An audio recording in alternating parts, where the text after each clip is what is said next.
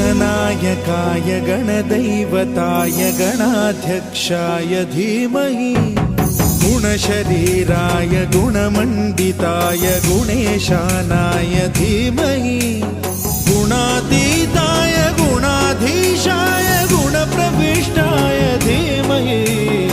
एकदन्ताय वक्रतुण्डाय गौरीतनयाय धीमहि गजेशानाय भालचन्द्राय श्रीगणेशाय धीमहि एकदन्ताय वक्रतुण्डाय गौरीतनयाय धीमहि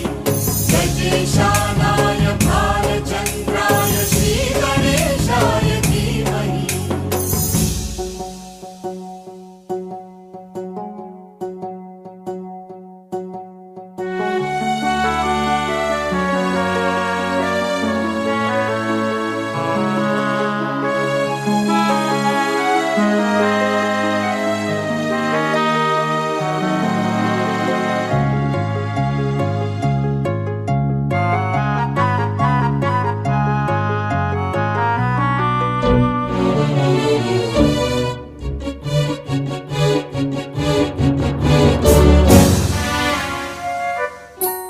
गानचतुराय गानप्राणाय गानान्तरात्मने